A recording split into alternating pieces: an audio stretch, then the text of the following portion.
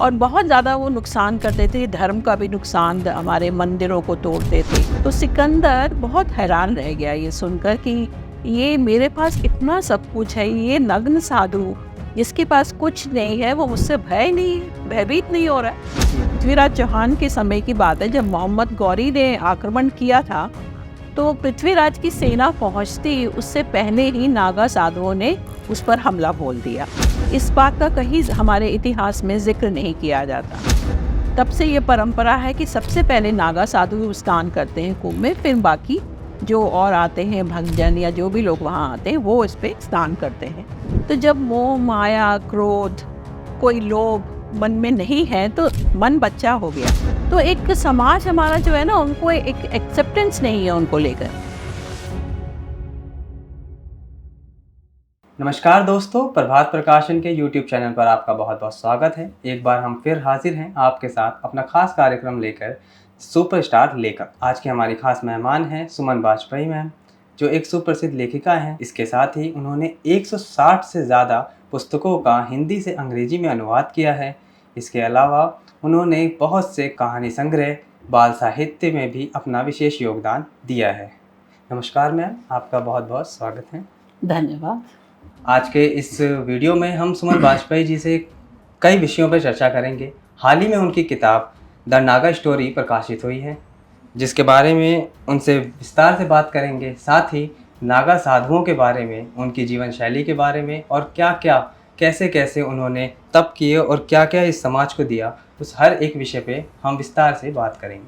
Ma'am, आपने किताब लिखी द नागा स्टोरी, उसमें नागा साधुओं के बारे में विशेष करके बताया गया। ये एक उपन्यास है और नागा साधु हमारे समाज में और लोगों के बीच में बहुत जिज्ञासा रहती है कि आखिर वो कैसे बने, उनकी उत्पत्ति कैसे हुई, क्या परंपरा रही। तो नागा साधु की जो परंपरा है वो कितनी पुरानी है? क्या वो कोई कुछ 100 साल पुरानी है या कुछ हज़ार, या फिर एक भारतीय संस्कृति जब से है तब से? ऐसे नागा साधुओं की परंपरा हजारों साल पुरानी है। और उससे पहले मैं ये बताना चाहूँगी कि नागा साधुओं को देखकर हमेशा मन में समाज में एक भ्रामक धारणा बनती है। उसकी वजह है उनकी वेशभूषा, क्योंकि वो वस्त्र धारण नहीं करते हैं, उनका जो भस्म होती है वही वस्त्र होती है। तो उसको देखकर, और ख़ासकर उनकी जो, क्योंकि वो तप करते हैं, गुफाओं में रहते हैं, बरसों तक रहते हैं, तप करते हैं, तो उनकी जटाएं बन जाती हैं, बाल लंबे लंबे हो जाते हैं, दाढ़ी आ जाती है। तो उनकी जो वेशभूषा है उसको देखकर समाज उनको बहुत आसानी से स्वीकार नहीं करता है, और उनको लेकर एक भय सा हमेशा मन में रहता है कि कोई वो नुकसान पहुंचा देंगे, या वो किसी तरह के बहुत क्योंकि उनके हाथ में शस्त्र भी होते हैं और वो बम बम भोले का नारा लगाते हुए बहुत ज़ोर से भी, कुंभ के मेले में लोगों ने देखा होगा उनको। तो एक समाज हमारा जो है ना, उनको एक एक्सेप्टेंस नहीं है उनको लेकर। हालांकि वो ऐसे नहीं हैं, वो बहुत ही बेशक सामाजिक नहीं है, लेकिन वो समाज के हितैषी हैं। और जहाँ तक बात है नागा साधुओं की परंपरा की, तो वो हज़ारों साल पुरानी है। अगर हम मोहनजोदाड़ो के उस सिक्कों और तस्वीरों को हम देखते हैं तो हम पाते हैं कि उस वक़्त उनमें वो नागा साधु चूँकि शिव भक्त होते हैं, उस वक़्त वो शिव की पूजा किया करते थे पशुपतिनाथ भगवान के रूप में। तो उनके सिक्कों और उनकी तस्वीरों पे वो चित्र मिलते हैं। यहाँ तक कि बुद्ध और महावीर ने भी उनके जो धर्म रक्षा के प्रति समर्पण, समाज के प्रति जो कटिबद्धता थी और जो सनातन धर्म को बचाने की वो जो उनकी समर्पण भावना थी, उसकी उन्होंने प्रशंसा की। और जब सिकंदर आया था तो उसको भी नागा साधुओं से भेंट हुई थी, उसकी मुलाकात। तो हम मान सकते हैं कि बहुत प्राचीन समय से नागा साधु हैं, हमारी परंपरा का हिस्सा है वो। जी मैम, नागा साधु एक जो साधु होते हैं, एक समाज में धारणा है और माना भी जाता है और होता भी है कि साधु जो सिद्ध पुरुष होता है और समाज से अलग भी कट के रहता है। तो ऐसी क्या ज़रूरत पड़ी कि इतिहास में नागा साधुओं को शस्त्र उठाने पड़े? जी, जब ये 8वीं सदी में हम, आपको पता ही होगा, सनातन धर्म की जो स्थापना थी वो आदि गुरु शंकराचार्य ने की थी। तो उस टाइम पर जब वो थे तो उन्होंने देखा कि हमारे देश में चूंकि संपत्ति हमेशा एक आक्रमणकारियों के लिए एक लालच का विषय रही, और बहुत आक्रमण हुए, लूटा गया, भारत को बार बार लूटा गया। और कुछ तो फिर जब यहीं रह भी गए, जो आक्रमणकारी आए लूट के चले जाते थे और कुछ बस भी जाते थे, और बहुत ज़्यादा वो नुकसान करते थे, धर्म का भी नुकसान, हमारे मंदिरों को तोड़ते थे। तो एक विनाश काल का वो समय था जब आदि गुरु शंकराचार्य ने देखा, तो उनको लगा कि इस तरह से तो जो समाज है बिल्कुल अस्थिर हो गया है, और केवल हम धर्म के उससे या बहुत शांति की बात करके हम अपने धर्म को नहीं बचा सकते। जी। सवाल उठा था हिंदू धर्म को, सनातन धर्म को बचाने का। तो उसके लिए उन्होंने कहा कि जो सबसे पहले तो उन्होंने 4 पीठों की स्थापना की 4 कोनों में भारत के, और उन्होंने जो हमारे जो युवा साधु थे उनसे कहा कि वो केवल शास्त्र ज्ञान प्राप्त ही ना करें, वो शस्त्र का भी अभ्यास करें, क्योंकि इसके लिए बहुत ज़रूरी था जो आक्रमणकारी थे जी। उनको भगाने के लिए, उनसे सामना करने के लिए, क्योंकि बहुत चुनौतियां थी समाज में, उथल पुथल मची हुई उनको थी, डिफेंड करें। उनको वो करने के लिए और अपनी रक्षा के लिए, धर्म जी। की रक्षा, धर्म शास्त्रों की रक्षा करने के लिए, समाज की रक्षा करने के लिए उन्होंने कहा कि युवा साधु हैं वो अब अभ्यास भी करें, अपना शस्त्र सीखें, तो व्यायाम करें। तो इस चीज़ के लिए अखाड़ों की स्थापना हुई, और उन अखाड़ों में उनको साधुओं को शस्त्र ज्ञान दिया जाने लगा ताकि वो धर्म रक्षा कर सके। तो तमाम चुनौतियों का सामना करते हुए उन लोगों ने इस तरह उसको अपने हमारे हिंदू सनातन धर्म की रक्षा की। तो अगर ये कहा जाए कि अतिशयोक्ति नहीं होगी ये कहना कि वो धर्म के कमांडो हैं, हमारे सनातन धर्म के रक्षक हैं, तभी उनको हम धर्म रक्षक नागा योद्धा कहते हैं, क्योंकि ये हुआ था क्योंकि वो तो साधु हैं जी। सिर्फ शास्त्र ज्ञान करते हैं लेकिन वो शस्त्र भी चलाते थे, तो वो योद्धा उनको माना जाता है। हालांकि इस जो चीज़ है, जो एक बहुत बड़ी दुखद बात यह है कि इतिहास में हमारे इसको नहीं पढ़ाया जा रहा है, उनके बारे में, उनके इस पक्ष को बारे में कभी उजागर नहीं किया गया कि वो एक वीर योद्धा रहे हैं। आज़ादी के बाद उन्होंने शस्त्र त्याग दिए थे, लेकिन अखाड़े अभी तक विद्यमान हैं और नागा साधुओं की परंपरा भी विद्यमान है। जी मैम, जैसे अब हम देखते हैं हमारे नॉर्मली जो लाइफ है, चाहे दिल्ली शहर हो चाहे कोई गांव भी हो, बड़ी मुश्किल से नागा साधु दिखाई देते हैं। लेकिन जब हम देखते हैं कुंभ का मेला जब लगता है तो वहाँ पे सैकड़ों लाखों की तादाद में नागा साधु मौजूद होते हैं। लेकिन जैसे ही वो कुंभ समाप्त होता है वो नहीं दिखते हमें। अभी अगर मुझे देखना है नॉर्मली लाइफ में तो मुझे किसी वैसे तीर्थ स्थल पे जाना पड़ेगा। सो अचानक से वो आते हैं और अचानक कहाँ गायब हो जाते हैं। असल में कुंभ के मेले में इसलिए वो दिखाई देते हैं क्योंकि वो जो लंबे समय तक अपना जो तप कर रहे होते हैं, उनका तप तभी पूरा माना जाता है जब वो कुंभ में आकर डुबकी लगाते हैं, गंगा में डुबकी लगाते हैं, तब उनका वो तप पूरा माना जाता है। और उसके बाद वो रातों रात बहुत बड़ी भारी संख्या में, आपने देखा होगा कि कुंभ के मेले में वो जहाँ भी, या अर्ध कुंभ है, सिंगस्त कुंभ है, जहाँ भी ये मेला लगता है वो आते हैं और बहुत बड़ी संख्या में आते हैं और अचानक रातों रात गायब हो जाते हैं। क्यों? क्योंकि जब वो स्नान कर लेते हैं उसके बाद वो वापस अपनी गुफाओं में, अपने हिमालय में, या जहाँ भी वो तप करते हैं कंदराओं में, वो वापस लौट जाते हैं और फिर वो वापस दोबारा तब दिखाई देंगे जब अगला कुंभ का मेला लगेगा।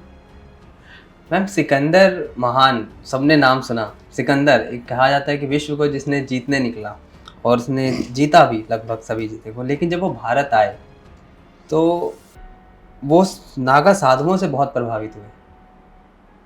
तो ऐसा क्या था नागा साधुओं के पास? क्या कोई स्पेशल पावर थी या फिर कोई अलग से एक नॉलेज थी? क्या था जिससे वो सिकंदर, जो इतना बड़ा योद्धा था, वो भी प्रभावित हो? जब सिकंदर भारत आया और वो पूरी अपनी सेना के साथ आया, पूरे कितने देशों को जीतता हुआ, और उसका ये था कि अब भारत को जीतना है उसने। एक निर्जन सी जगह थी जहाँ पे जंगल तरीका का आप कह सकते हैं, वहाँ उसने, क्योंकि वो तो सिकंदर महान है, गर्व था उसको कि उसने इतना देश और दुनिया को जीता है और इतनी बड़ी सेना लेकर वो भारत आया है। तो उसने देखा कि एक नग्न साधु, चूंकि नागा साधु थे, एक पेड़ के नीचे बैठे हुए हैं, तो वो जाके तन कर खड़ा हो गया और उसको ये अपेक्षा थी कि वो साधु जो है उनको प्रणाम करेगा या उनसे डरेगा या उनसे कुछ दिखाएगा उसको, भाई भाई मैं डरता हूँ आपसे या कुछ। लेकिन नागा साधु एकदम तटस्थ होकर अपना बैठे रहे जैसे वो बैठे हुए थे। तो सिकंदर को बहुत अचंभित हुआ वो कि आपको मुझे देखकर डर नहीं लग रहा है क्या? उसने कहा कि मैं इतनी बड़ी मेरी सेना है और मैं इतना सब कुछ लूट कर आया हूँ, इतना सब कुछ मैंने जीता है, मेरे पास इतना धन है, वैभव है, संपत्ति है, तो आपको मुझसे भय लगना चाहिए। जी। तो नागा साधु ने बहुत आराम से शांत भाव से कहा कि मैं क्यों डरूं, मेरे पास तो कुछ नहीं है, तो मेरे पास तो कुछ छीनने का भय है ही नहीं। और तुम जो तुम्हारे पास धन संपत्ति है या जो भी तुम कुछ कर रहे हो, उसका क्या होगा, अंत क्या होगा? जब आप चले जाएंगे इस दुनिया से तो वो तो यहीं रह जाएगा। तो मेरे पास तो कुछ है ही नहीं, तो मैं तुमसे क्यों डरूं? तो ये सुनकर सिकंदर को पहले तो क्रोध आया, लेकिन बाद में उसे लगा कि भाई ये तो इतना निश्चिंत है ये साधु कि किसी को तुम तो ये डर ही नहीं रहा। वो तो कहते हैं कि तुम तो जो भी कुछ लूट रहे हो, जो भी कुछ कर रहे हो, तो तुम कितने लोगों को मार रहे हो, उनका वध कर रहे हो। मैं तो बिना किसी को मारे, किसी का वध किए, मैं तो शांति से बैठा और मुझे जो जीवन में चाहिए वो मुझे मिल गया। तो सिकंदर बहुत हैरान रह गया ये सुनकर कि ये मेरे पास इतना सब कुछ है, ये नग्न साधु जिसके पास कुछ नहीं है, वो मुझसे भय नहीं है, भयभीत नहीं हो रहा है जी। और आप मानिए जब वो वापस गया भारत से, तो अपने साथ एक गुरु के रूप में कि मुझे कोई नागा साधु चाहिए, अपने साथ एक नागा साधु को ले गए थे। जी। काफ़ी हैरानी है। हाँ, मतलब सिकंदर तक उनसे प्रभावित हुआ। तो आप ये सोचिए कि हमारी जो ये नागा साधु हैं जिनको आज इतने संशय से देखा जाता है, उससे सिकंदर महान और उससे भी, और उसके अलावा भी जो उस समय में आए बड़े बड़े विजेता, वो सब प्रभावित हुए थे। जी। नागा साधुओं के लिए कहा जाता है कि जो भस्म होती है वो उनका वस्त्र होती है, और इस भस्म में क्या किसी खास तरह की ताकत है या कोई सिद्धि है, क्या है जो सिर्फ वो वही लगाते हैं? देखिए, उनके साथ जब नागा साधु जो प्रक्रिया होती है ना नागा साधु बनने की, वो बहुत जटिल होती है। बहुत आसानी से नागा साधु नहीं बनते। जब कोई इच्छा जताता है कि हम नागा साधु बनना चाहते हैं, तो वो पूरी पहले तो उसकी पृष्ठभूमि जानती जाती है कि वास्तव में ये बनना चाहता है, और उसका फिर वो पूरे अपने परिवार का, संसार का, समाज का पिंडदान किया जाता है। और उसके अलावा भी बहुत सी प्रक्रिया होती है। तो उनका ये कहना है कि आपको वस्त्र क्यों नहीं धारण करने, क्यों? क्योंकि आपने सब कुछ त्याग दिया। तो वस्त्र भी त्याग दिया, आपके पास कुछ नहीं है, यानी कि कोई भी लालसा नहीं है आपके अंदर, तो हम नागा साधु अब तभी बन सकते हैं। तो इसके लिए वो फिर उनको ये निर्धारित किया गया, ये भी परंपरा में है, कि वो भस्म धारण करेंगे। तो भस्म भी वो एक आम भस्म नहीं होती है, शमशान की राख की भस्म बनाई जाती है। चिता शमशान से वो स्पेशल लिया जाती है वहाँ से भस्म, और उसको बनाने की प्रक्रिया में भी बहुत कुछ सामग्री मिलाई जाती है। ये नहीं है कि ऐसे ही बना लेते हैं, क्योंकि उनको वो रोज़ लगानी होती है, अपने पूरे शरीर में वो उस भस्म को लगाते हैं। जैसे हम कपड़े रोज बदलते हैं, ऐसे वो अपने शरीर पर रोज भस्म लगाते हैं। ये उनकी एक वो है कि जिसे आपने कहा कि उनमें अद्भुत शक्ति भी होती है उस भस्म के अंदर, उनको कुछ शक्तियाँ प्राप्त होती हैं, आध्यात्मिक शक्तियाँ भी प्राप्त होती हैं। और जहाँ तक उसमें कुछ मिलाने की बात है, तो उसमें ये जब बनाया जाता है तो हवन कुंड में डाला जाता है। तो उसमें साथ में पीपल डाला जाता है, पाखड़ है, रसाला है, बेलपत्र, केला और आपका गाय का गोबर, इन सब को मिला के डाला जाता है। और फिर उस भस्म की जो राख है उसको कपड़े से छान कर उसमें कच्चा दूध मिलाकर उसके लड्डू बनाए जाते हैं। और उसके लड्डू को फिर बाद में खुद दोबारा से कच्चे दूध में उसको जो वो जल रहा है उससे बुझाया जाता है।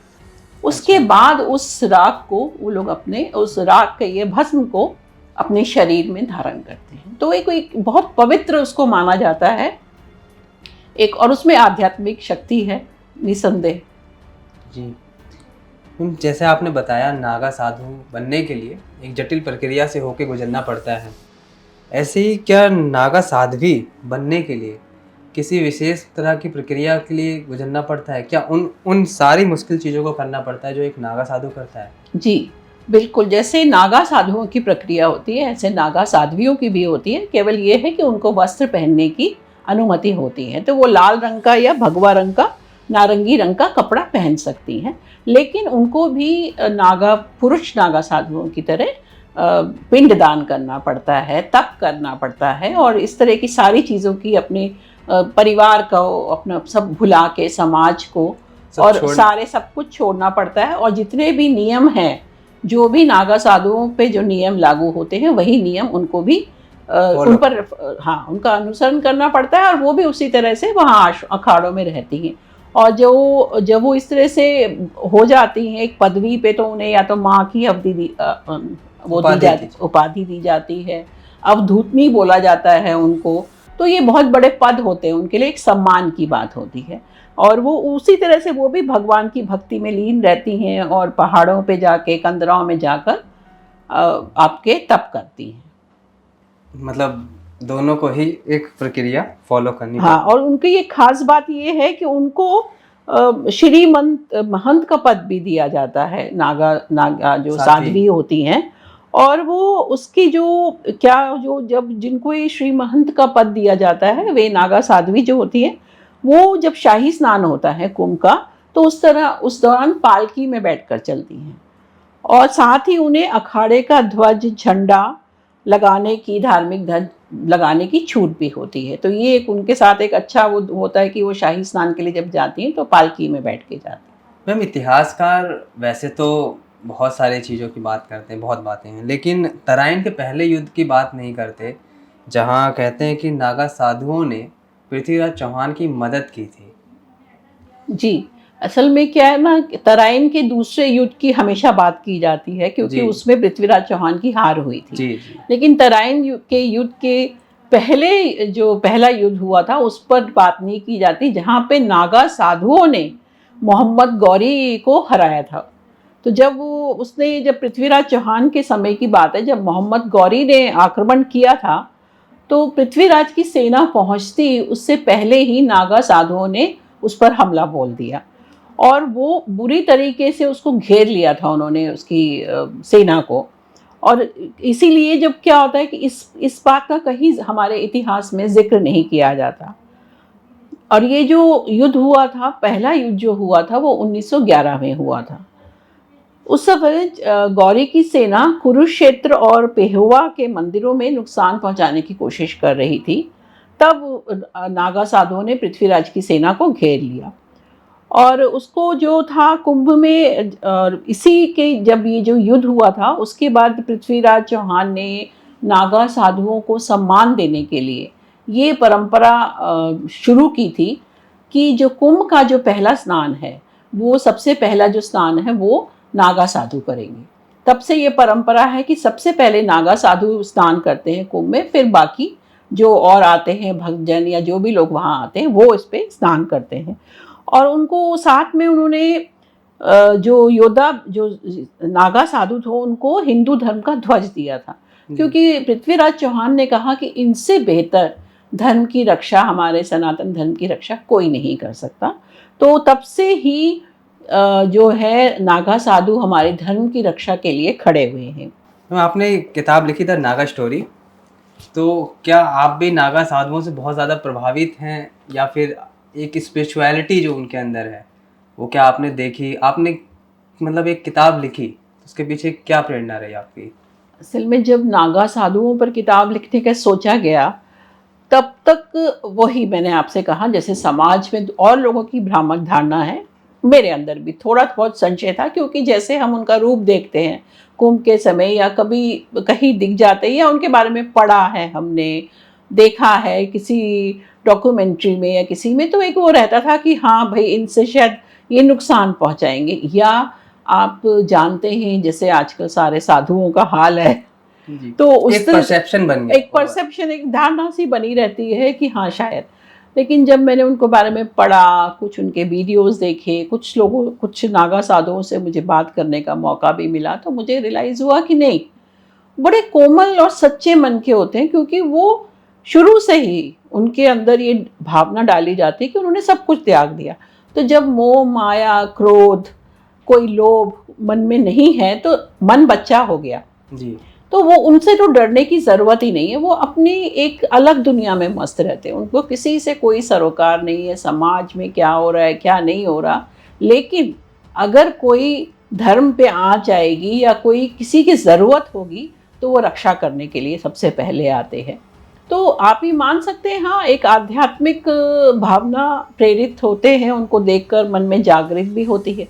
तो वो जो एक परसेप्शन था कि हाँ भाई भस्म डाले एक नग्न अवस्था में घूम रहा है साधु है, वो वैसे बिल्कुल भी नहीं है। और मैं चाहती हूँ कि समाज उनको स्वीकारे और उनका सम्मान करे। जी, हमारे पाठकों में अक्सर ये जिज्ञासा बनी रहती है और एक नॉर्मल इंसान में भी नागा साधुओं को लेकर कि कुछ के मन में उनकी बहुत अच्छी छवि है, कुछ के मन में ये है कि वो समाज से कट कर रहते हैं, कुछ के मन में ऐसी धारणाएं भी हैं कि वो विभत्स रूप में एक नज़र आने लगते हैं, उन्हें कुछ डरते भी हैं। और लेकिन जो एक जिज्ञासा है सबके मन में उनको जानने के लिए, तो अगर वो आपकी ये किताब पढ़े द नागा स्टोरी, तो उन नए पाठकों के लिए क्या है, क्या खास है इसमें? बिल्कुल, उनको बहुत कुछ, उनके जो परसेप्शन है, मन में भ्रामक धारणाएँ हैं, वो अवश्य उनकी टूटेंगी। क्योंकि वो किस तरह से, और देखिए वो जो वो धारण करते हैं, वो गेंदे की माला, फूल माला, रुद्राक्ष की लंबी-लंबी मालाएँ डालते हैं, त्रिशूल पकड़ते हैं, तलवारें भी कई बार थामते हैं। तो वो उनके शस्त्र तो हैं ही, उनका श्रृंगार है। नागा साधुओं को श्रृंगार करना बहुत पसंद है, वो 17 तरीके का श्रृंगार वो करते हैं। तो उसको देखकर मन में भय जागता है कि वो विभत्स लगते हैं, जैसे आपने कहा कि वो देखने से विभत्स लगते हैं। तो वो इन सब, और उनकी जटाएं, उनको बाल निकालने की, काटने की अनुमति नहीं होती, तो इसलिए उनके बाल बढ़ते जाते हैं। तो वो जटाओं के रूप में ऊपर वो बांध लेते हैं। और दूसरा, वो शिव भक्त हैं, अपने एक दुनिया में मस्त रहते हैं, उनको सिर्फ शिव हैं जो उनके सब कुछ है। तो मुझे लगता है कि अगर इसको पढ़ेंगे और और ये कहानी एक के रूप में लिखा गया उपन्यास है, तो इसको अगर आप नए पाठक या जो भी पाठक इसको पढ़ना चाहेगा, तो मुझे लगता है कि उनको उसको पढ़ के आनंद भी आएगा, और जो हमारे समाज में नागा साधुओं को लेकर एक अवधारणा बनी हुई है वो भी अवश्य टूटेगी। जी मैम, हम चाहते हैं कि आप हमारे पाठकों को इस किताब से एक अंश जो आपको लगता है बहुत अहम है उसे आप पढ़ के सुनाइए। शेखर ने पूछा, एक बात बहुत उद्वेलित करती है कि क्या तपस्या करके नागा साधु अपने जीवन को अद्भुत बनाते हैं? भभूत में लिपटा हुआ पूरा शरीर, आंखों में दहकते आध्यात्मिक शक्ति के शोले, माथे पर त्रिपुंड रुद्राक्ष सुशोभित, भुजाओं में शिव शक्ति का प्रतीक त्रिशूल, और पत्थर से चेहरे पर भोले शंकर जय जयकार का भाव। अपने परिवार का अंत, अपने अपने रिश्तेदार का अंत और अपना अंत, क्या इसी से शुरू होता है आपके तिलिस्म का रहस्य? ऐसा मान सकते हो, नागा साधु ने कहा। इसी तरह शुरू होती है हमारे नए जीवन की शुरुआत। यह सही है कि जो नागा सन्यासी होते हैं, उनके नए जीवन के अध्याय की शुरुआत उनके पुराने जीवन के अंत से ही होती है। अपने हाथों अपना अंतिम संस्कार, अपनी 14 पीढ़ियों का पिंडदान, अपना पिंडदान, अगला पिछला सब पिंडदान, और नाम गोत्र सब बदल दिए जाते हैं। ना घर वापस लौट सकते हैं, ना किसी से कोई सरोकार या संबंध रख सकते हैं। पिंडदान के संस्कार के बाद जैसे ही संगम में डुबकी लगाई जाती है, तभी हमारा परिचय मिट जाता है। अपने अस्तित्व को मिटाकर जब संगम से बाहर निकलते हैं, तो हम धर्म की राह पर निकलने को तैयार होते हैं। नागा साधु बोल रहा था और रूमी चुपचाप हैरानी से खड़ी उन्हें सुन रही थी। कौन होते हैं नागा साधु? कैसा होता है उनका जीवन और क्यों उन्हें धर्मरक्षक योद्धा कहा जाता है? कुंभ में वे हजारों की संख्या में दिखते हैं और फिर अचानक न जाने कहां गायब हो जाते हैं। जानिए इस रोचक व सर्वथा नूतन शैली में लिखे उपन्यास में।